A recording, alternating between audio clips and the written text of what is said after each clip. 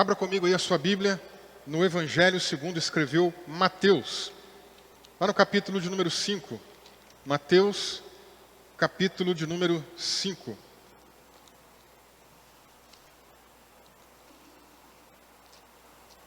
O tema nessa manhã é um tema provocativo. Cadê o seu gosto? Cadê a sua luz? Esse é o tema. Você pode perguntar para a pessoa do seu lado, para provocar ela? Cadê o seu gosto? Cadê o seu gosto? Pergunta aí. Vai lá, pergunta. Cutuca a pessoa aí, cadê seu gosto? Cadê a sua luz? Amém, irmãos? Mateus capítulo 5, versículo 13. Versículo 13. Diz assim: vocês são o sal da terra. Ora, se o sal vier a ser insípido, como lhe restaurar o sabor? Para nada mais presta, senão para ser lançado fora e ser pisado pelos homens. Vocês são a luz do mundo. Não se pode esconder uma cidade situada no alto de um monte. Nem se acende uma lamparina para colocá-la debaixo de um cesto, mas no lugar adequado, onde ilumina bem todos os que estão na casa. Assim, brilhe também a luz de vocês diante dos outros, para que vejam as boas obras que vocês fazem e glorifiquem o Pai de vocês que está nos céus. Amém? Feche seus olhos, vamos orar. Senhor, nosso Deus e Pai, nós queremos declarar mais uma vez a nossa gratidão imensa de estarmos aqui juntos nesse dia, nessa manhã. Obrigado, Senhor, pela vida de cada um dos irmãos. Obrigado, ó Deus, por esse tempo maravilhoso que é esse tempo de Te adorar. Senhor Deus, fala conosco na Tua palavra foi lida, foi compartilhada, e a Tua palavra nunca volta vazia, a Tua palavra sempre tem algo para nos ensinar, Senhor. Vem nesse dia, Pai, tocando no nosso coração e nos ajudando a entender, e Senhor, não apenas nos ajudando a entender, mas nos ajudando também, ó Deus, a nos provocar mesmo, para que a gente saia da nossa zona de conforto e que a gente possa fazer o nosso melhor para o Senhor no nosso dia a dia. Nós assim oramos, ó Pai, nós assim agradecemos e rendemos graças a Ti, em nome de Jesus. Amém e amém. Glória a Deus. Bom, fizemos a leitura do texto. O texto parece que mostra para a gente um pouco daquilo que eu provoquei com o tema. E eu repito o tema. Cadê o seu gosto? Cadê a sua luz? Jesus está aqui diante de uma pregação, irmãos. É um trecho de uma pregação de Jesus, uma pregação longa. O Sermão do Monte, como geralmente tem sido conhecido. Acredita-se que esse sermão tenha durado cerca de 7 horas. Isso é uma informação interessante. Porque nós estamos cada vez mais numa época em que as pessoas estão ficando apáticas com relação à pregação, com relação à ministração da verdade do Evangelho. As pessoas querem algo dinâmico, algo rápido. Elas não estão com muita paciência para ouvir as coisas. Talvez isso seja um pouco fruto desse novo tempo que nós estamos vivendo e do vício que nós temos em telas. Que as coisas parecem que nos satisfazem apenas com algo muito rápido. Já viu? Você começa a passar um vídeo nessas plataformas aí digitais, nesses aplicativos. E aí o videozinho, quando é um pouco maior, quando ele tem 3 minutos, já não chama muito a atenção.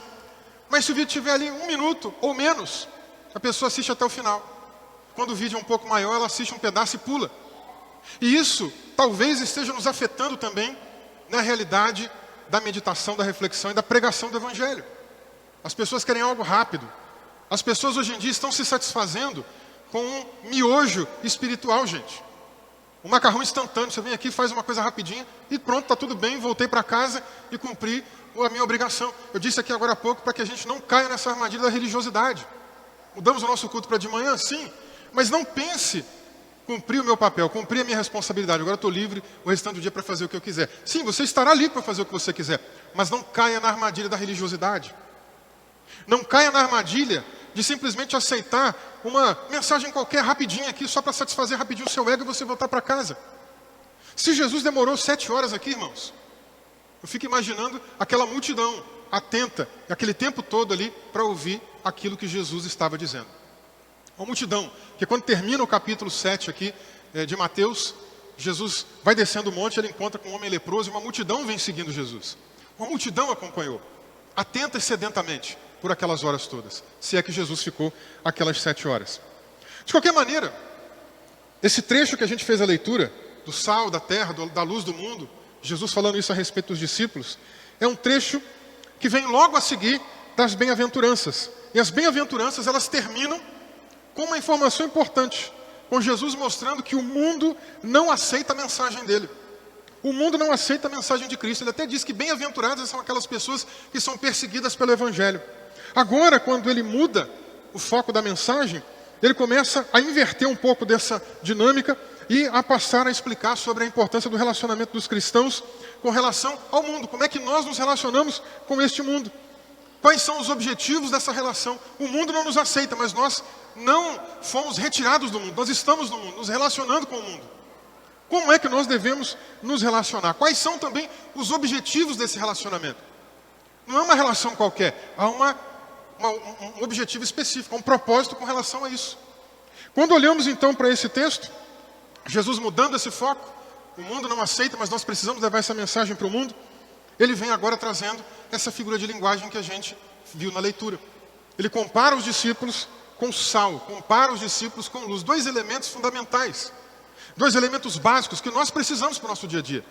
Nós não ficamos sem o sal, nós não ficamos sem luz. Faz mal para a gente. São 2 elementos básicos para a nossa vida. E ele usa então de uma metáfora, de uma figura de linguagem para nos comparar, discípulos de Cristo, com esses elementos. As 2 comparações, no final das contas, precisam ser lidas a partir da conclusão, da moral do que Jesus fala aqui nesse pedaço. Qual é a moral? O que Jesus está querendo ensinar no final das contas aqui? Está no versículo 16.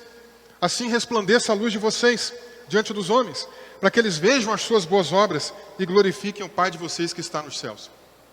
Tanto a ideia de sal como a ideia de luz convergem para essa situação dessas boas obras, das nossas atitudes, de como nós agimos no mundo. O mundo não nos aceita, mas como é que nós agimos? Eventualmente alguém vê, e quando alguém vê, quando alguém percebe essa obra que está sendo realizada, ela glorifica não é a mim nem a você, e glória a Deus por isso, porque ela tem que glorificar é o nosso Pai que está nos céus. Ser sal da terra e ser luz do mundo convergem para essa ideia das nossas boas obras aqui nesse mundo. Jesus começa então falando que nós somos o sal da terra. O que Jesus quis dizer com isso? Quando nós pensamos na ideia de sal, o sal tem muitas propriedades, inclusive pensando naquele mundo antigo, uma das propriedades mais importantes talvez fosse a da preservação. Naquela época não existia geladeira, irmãos.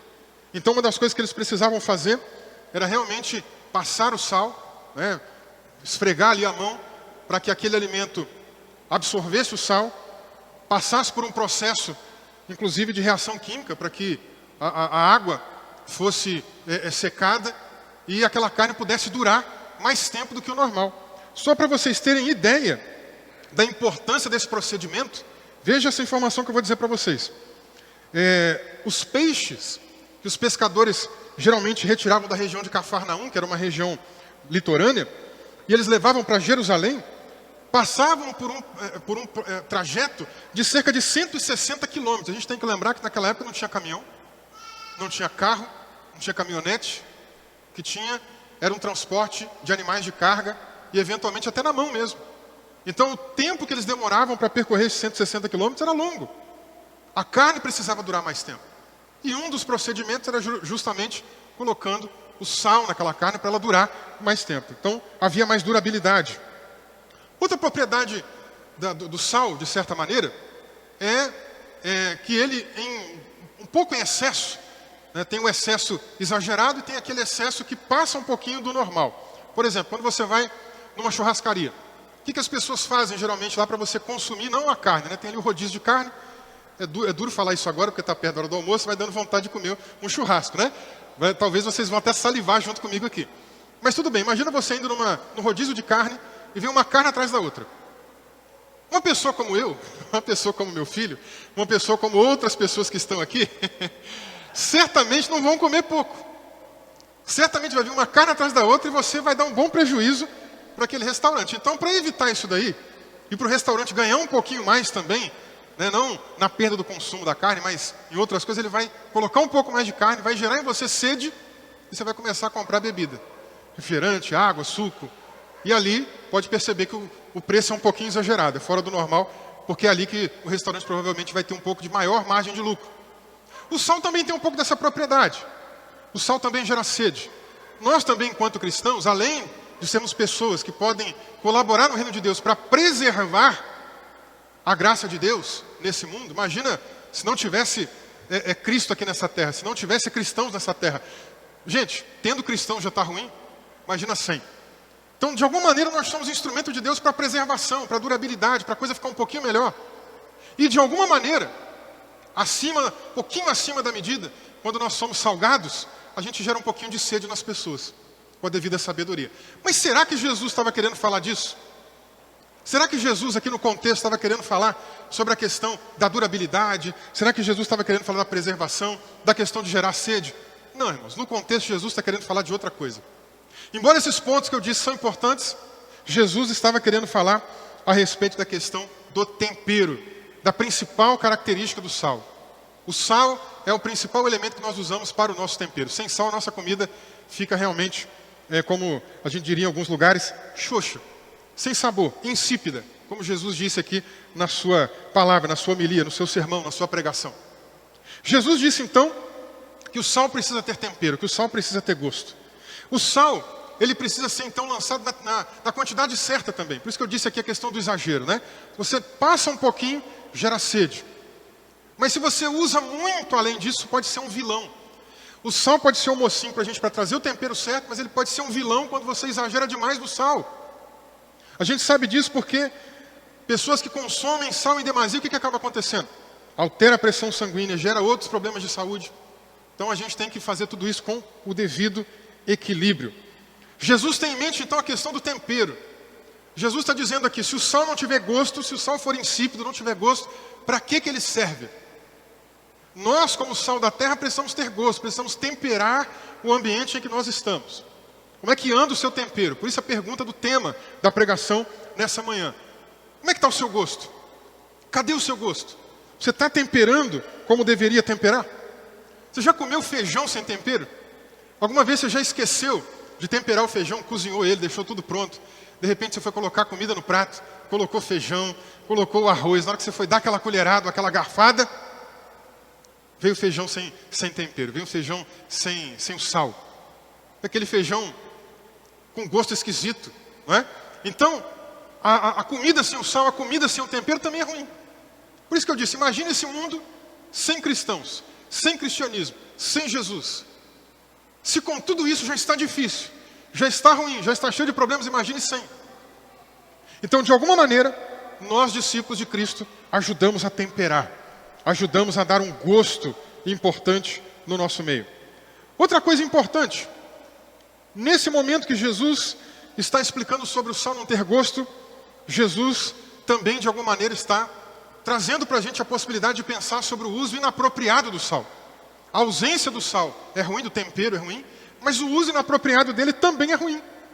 Por exemplo, Jesus quando fala se o sal perder o gosto não serve para nada, envolve essa ideia da situação estar inapropriada. Por quê? O que Jesus quis dizer com isso naquele contexto? Quando as pessoas iam extraindo o sal para poder depois ele ser consumido, muitas das vezes esse sal ele vinha em alguns blocos, em algumas pedras, né, maiores assim, que o pessoal depois batia, né, e virava a maneira como eles consumiam. Mas em outros momentos, parte desse bloco ou dessas pedras que eles extraíam, vinha contaminada com terra.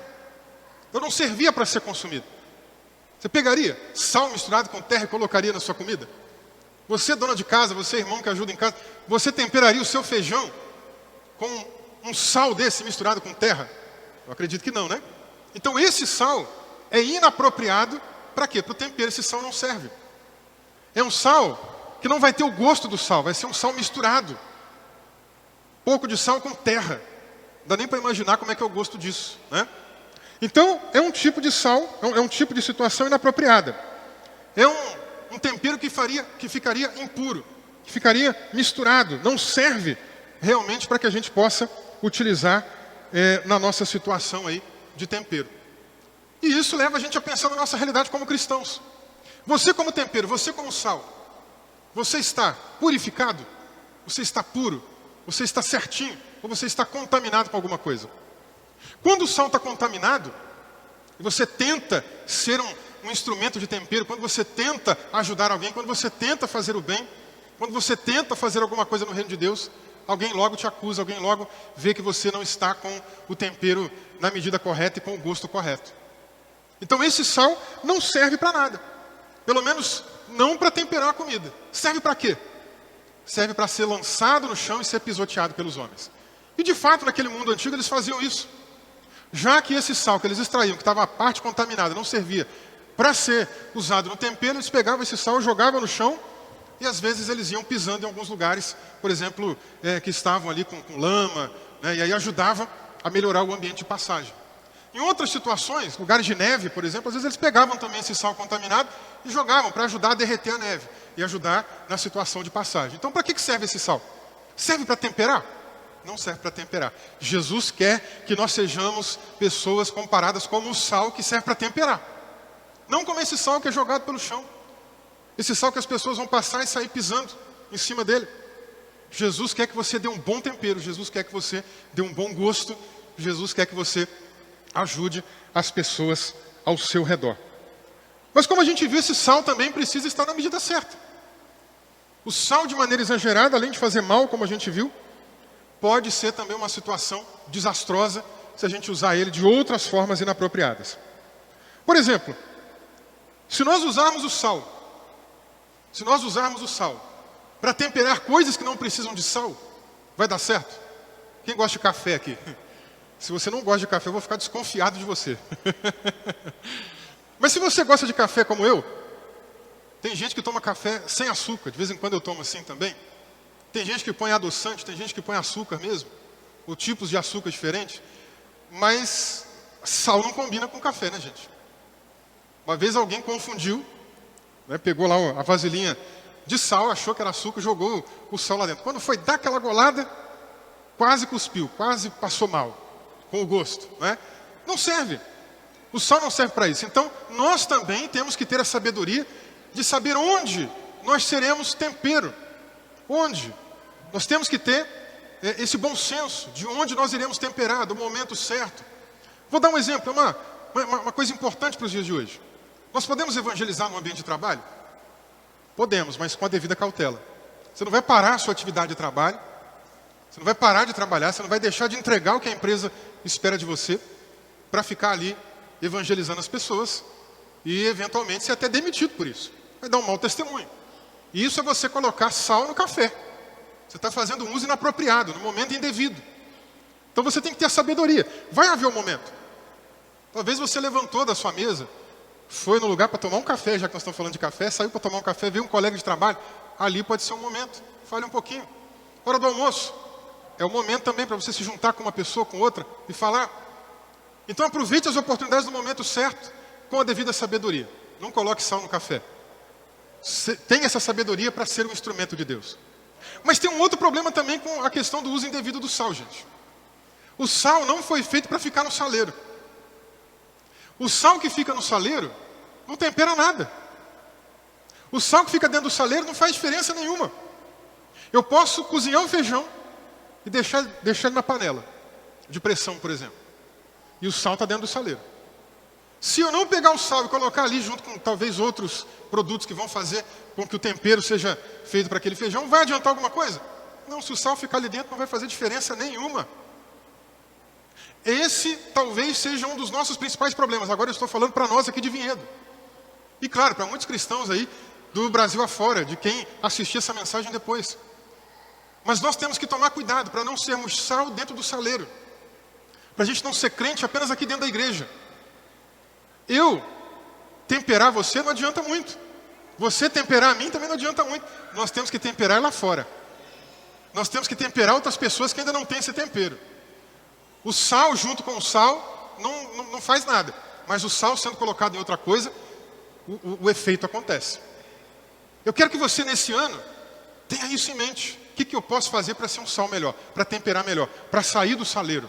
Para fazer diferença? Para evangelizar minha vizinhança? Para evangelizar pessoas no meu trabalho? Para evangelizar pessoas na minha escola? Para evangelizar pessoas por onde eu passar? Você não pode ser sal apenas aqui dentro. Tem que ser sal lá fora. Amém, igreja? Jesus quer que nós façamos diferença. E o sal na medida certa, irmãos, realmente faz diferença. O sal na medida certa dá gosto, transforma, muda o mundo. Deixa eu dar um exemplo para vocês aqui, dentro daquilo que faz parte da nossa tradição enquanto nazarenos. A gente vem do movimento wesleyano de santidade. John Wesley conseguiu, nos seus dias, no século XVIII, ser um pouco de sal dessa terra. John Wesley olhou para a realidade do tempo que ele vivia e encontrou ali um baita de um problema. Pessoas tendo escravos, inclusive cristãos, muitos cristãos como escravos, mantendo escravos, achando que aquilo era normal. Tinha leis que deixavam isso legal, que achavam isso normal. John Wesley e muitas outras pessoas, obviamente, ele não é o único, olhava para isso e falava, isso está errado, isso não pode continuar acontecendo, isso é um baita de um absurdo. Havia cristãos, protestantes e católicos, tá? Que diziam que o negro, naquela época, não era imagem de Deus, que não tinha alma. Havia cristãos, católicos e protestantes naquele tempo que diziam que os negros deveriam ser escravizados porque era justificado por conta da maldição de Caim. Ou, eventualmente, da maldição de Canaã, neto de Noé. Havia esse tipo de situação de tentar justificar biblicamente, o que é um baita de um absurdo. Mas ainda bem que havia pessoas que estavam atuando como sal dessa terra, que olhavam para essa realidade e falavam, isso não pode continuar assim. Essas pessoas são imagem de Deus, sim. Essas pessoas são nossos semelhantes, sim. Essas pessoas são seres humanos, sim. Precisam de dignidade, precisa acontecer uma mudança. E algo foi feito. E você, cadê o seu gosto? Cadê o seu tempero? Alguma coisa precisa acontecer na sua casa. Às vezes nós pensamos em mudanças globais, né? O que eu posso fazer para mudar o mundo? Gente, às vezes isso é utópico, porque a gente não vai conseguir mudar o mundo como um todo. Mas e o mundo de você? O mundo onde você vive, tem alguma coisa que precisa ser mudada? Começando de dentro para fora, vai. Começando da realidade da sua casa, tem alguma coisa na sua família que precisa ser mudada? Tem alguma coisa dentro do seu lar, com seu pai, com a sua mãe, com seu filho, com a sua filha, com seu marido, com sua esposa, com outros parentes, que precisa de mudança? A mudança pode começar por ali. Você pode começar sendo sal ali. Tem alguma coisa que precisa ser mudada no seu bairro, na sua vizinhança? Você pode começar sendo sal ali. Cadê o seu gosto? Cadê o seu tempero? Jesus disse para nós que nós somos o sal desta terra. Mas se o sal não tiver gosto, se o sal não temperar, vai servir para quê, gente? Apenas para a atividade desonrosa de ser lançada no chão. Porque o sal está contaminado. O sal não é puro. Na nossa linguagem aqui de santidade, a vida daquela pessoa não é santa. Serve para quê? Para ser lançada no chão e ser pisoteado pelos homens. Qual função você quer? Você quer fazer na sua vida? A função honrosa de temperar? Ou a função desonrosa de ser lançado no chão, de ser descartado e ser pisado pelos homens? Que função você quer para a sua vida? Mas Jesus também disse que nós somos a luz do mundo. Somos sal da terra, mas também somos luz do mundo. E assim como o sal é uma coisa essencial, a luz também é algo essencial para nós. Nós gostamos de luz. É ruim quando a gente está andando por algum lugar muito escuro, a gente não consegue enxergar o que tem na frente. Pode acontecer de ter um obstáculo, de ter alguma coisa que você vai bater o pé, que você vai cair, que você vai se machucar. Não é à toa que o salmista compara a palavra de Deus como sendo lâmpada para os nossos pés, como sendo luz para o nosso caminho. Irmãos, você tem que ser sal, tem que temperar, você tem que evangelizar, você tem que ser luz para as pessoas, levando essa luz, inclusive, que é a palavra do Senhor. A palavra do Senhor vai iluminar os pés, onde as pessoas estão pisando, os terrenos que elas estão passando, os problemas que elas talvez não estão vendo.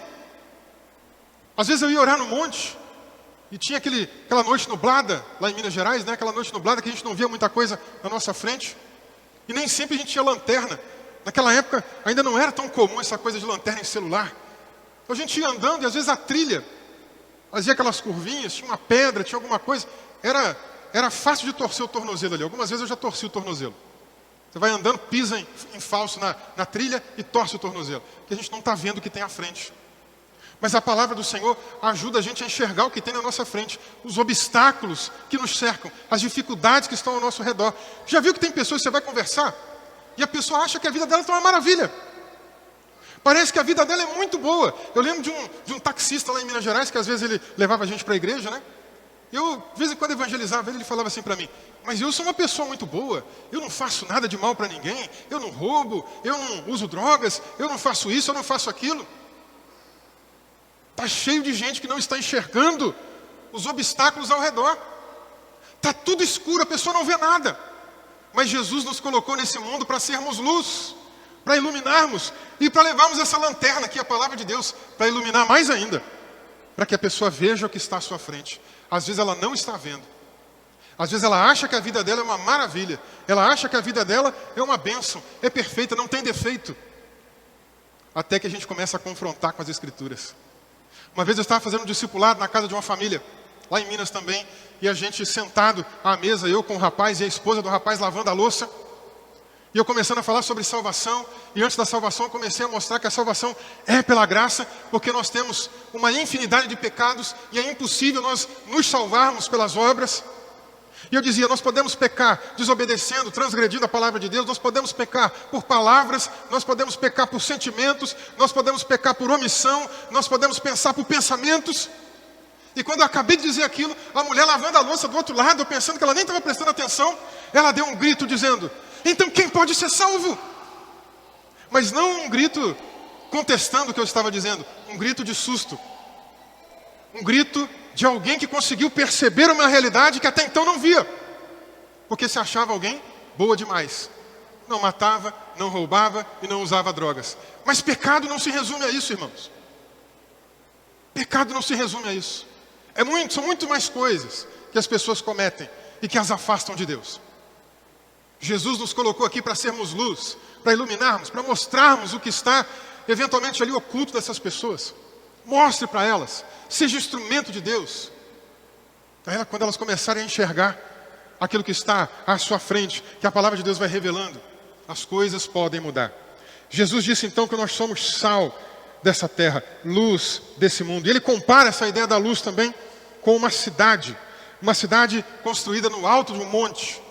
Uma coisa muito comum naquela Palestina antiga. Cidades que eram construídas no alto de uma montanha.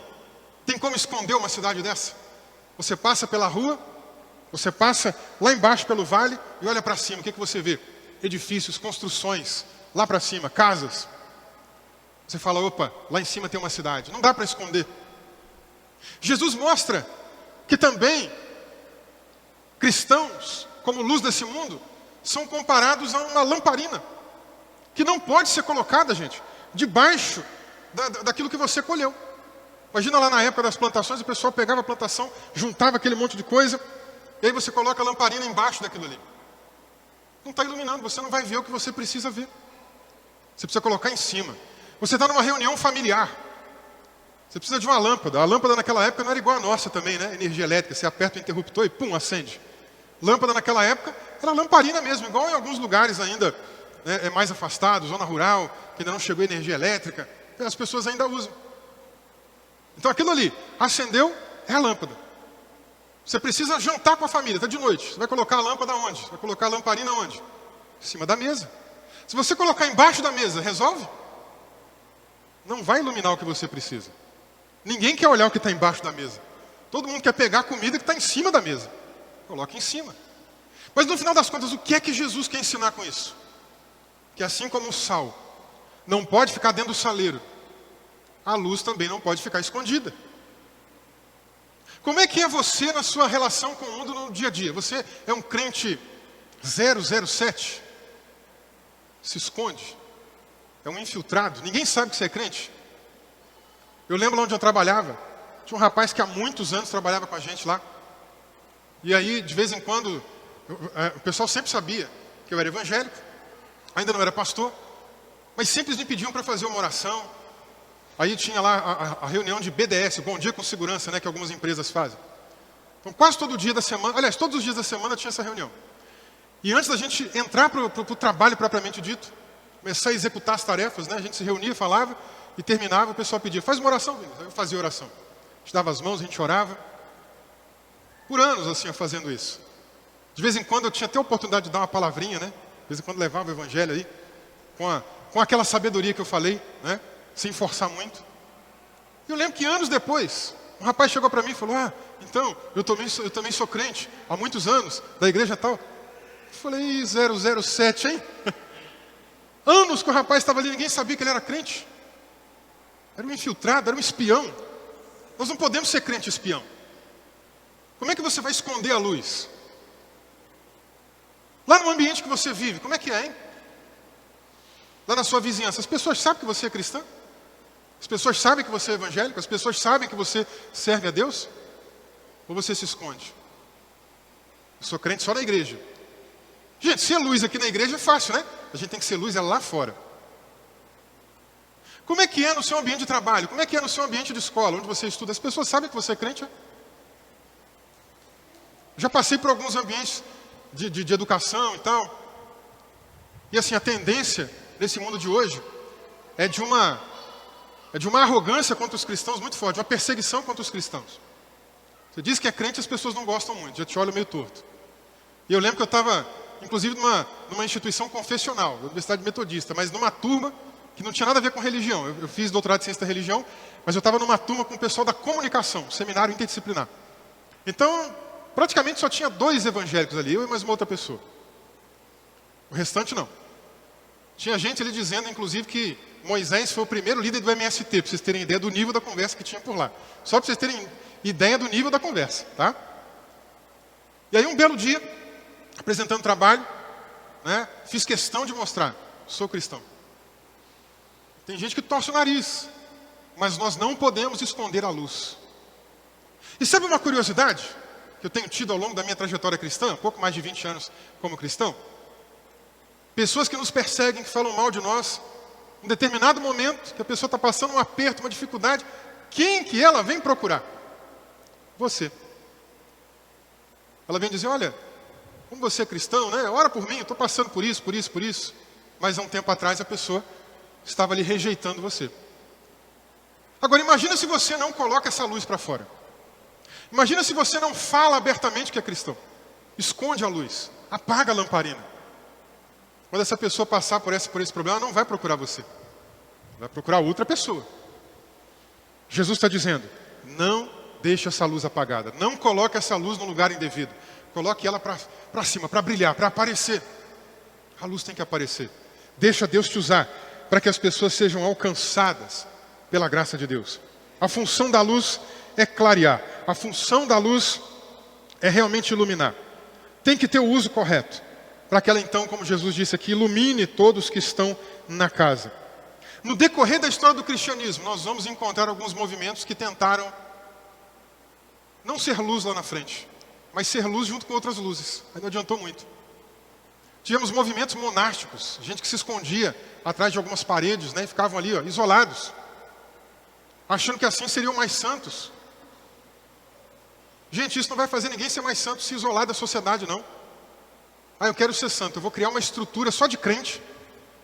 Sinto muito, irmão, você vai ter problema lá dentro, você vai se desentender com alguém, pecados vão aparecer, porque não tem essa coisa, o pecado não está simplesmente lá fora em pessoas que não são cristãs, não, está na gente também que é cristão. Está na nossa natureza caída, corrupta. Pode criar um reality show, só de crente, tomara que essa ideia não vá para frente, né? Coloca um monte de crente numa casa, filmando 24 horas como é que esses crentes estão. Gente, pode ter certeza, no primeiro dia já vai dar intriga.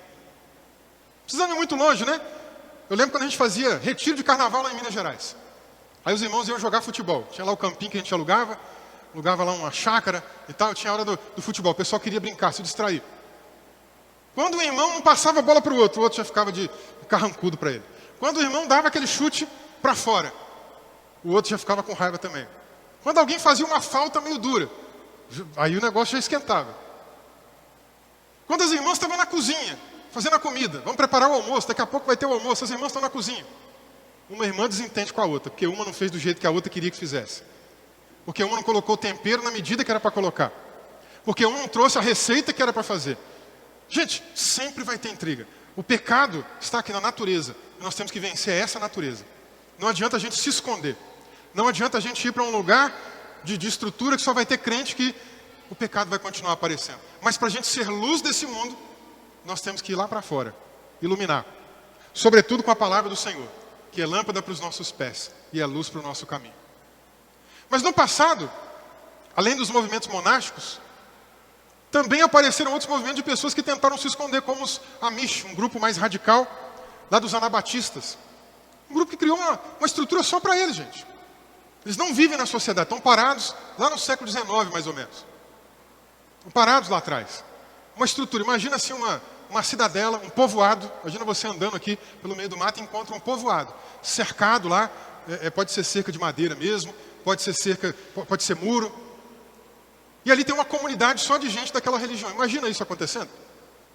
E o pessoal parado, como eu disse para vocês, lá no século XIX, né? Usa aquelas barbonas grandes, homens. Aqueles chapéus. Já compraram farinha Quaker? Já viram? Pois é mais ou menos aquele traje de vestimenta ali, mais ou menos aquilo ali. Até hoje o pessoal vive daquele jeito. Não usam nada de tecnologia, celular, carro, eletroeletrônico, nada, computador, nada, televisão.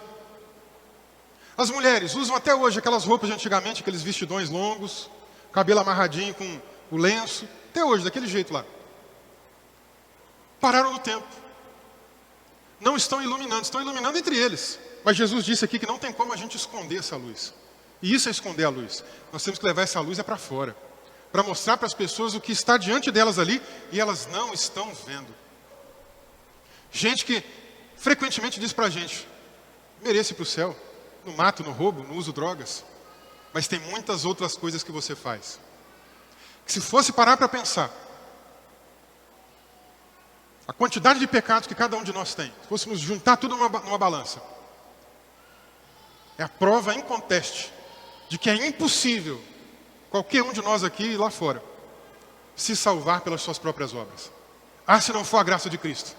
E nós temos que ter essa luz para levar essa mensagem lá para fora e mostrar para as pessoas que elas estão redondamente enganadas se elas não entregarem a vida para Jesus. Sem Jesus, ninguém é salvo. O apóstolo Paulo escreveu aos Efésios no capítulo 2, verso 8, dizendo ali que não é pelas obras que ninguém é salvo, e sim pela graça de Deus. Não vem das nossas obras para que ninguém se glorie. Eu fico imaginando alguém tentando se gloriar diante de Deus. Eu fico imaginando alguém chegar diante do Senhor e falar, não, Senhor, peraí, eu mereço aqui, bate até no peito. Gloriar ali é aquela pessoa que se vangloria, né, que conta marra, como a gente dizia lá em Minas Gerais. Vocês usam essa expressão aqui também? Pessoa que conta marra, pessoa que se vangloria, né? Imagina alguém chegar diante de Deus, batendo no peito, contando marra, né, se vangloriando. Senhor, eu sou bom mesmo, olha aqui, ó. Sou bonzão lá, não peco, não mato, não roubo, não uso droga. Faço mal para ninguém. Então quer dizer que você merece entrar aqui? Vamos ver se você merece mesmo. Já pensou Deus abrindo um telão ali e mostrando tudo de outras coisas ruins que a gente faz? Todos os demais pecados que eu mencionei que a gente também eventualmente comete? Nós temos que mostrar isso para as pessoas. A salvação é pela graça. Leve essa luz adiante. Faça a diferença. Dê esse tempero de Cristo por onde você passar, meus irmãos. Fechando aqui a nossa mensagem nessa manhã. As nossas obras, de alguma maneira, podem dar um gosto diferente. Então dê gosto, dê tempero, dê um gosto bom. As nossas obras não devem ficar escondidas dentro do saleiro ou debaixo de alguma coisa para esconder a luz. As nossas obras têm que ser vistas, têm que ser apresentadas. As nossas obras devem ser vistas para quê? Para que o nosso Deus seja glorificado, não para que eu ou você seja exaltado. Eu e você não, mas que Ele cresça e que a gente diminua sempre e sempre. Nossas obras, como a pregação, podem ajudar a iluminar melhor as coisas para as pessoas que estão em trevas. Mas essas obras têm que glorificar a quem mesmo? A quem mesmo? A Deus. Não tem que glorificar a mim nem a você. E não tem que glorificar nenhuma placa de igreja também não. Essas obras não são para glorificar a igreja do Nazareno de Vinhedo, a igreja Assembleia de Deus, a igreja Batista, a igreja Metodista, seja qual for a igreja. As obras são para glorificar o Senhor. Ele é digno de toda a honra, de toda a glória, de toda a adoração. Ele disse, por meio do profeta Isaías, a minha glória não divido com ninguém. Amém, meus irmãos? Olha para a pessoa do seu lado. Pergunta para essa pessoa: cadê o seu gosto? Cadê a sua luz? Baixa tua cabeça comigo. Vamos orar.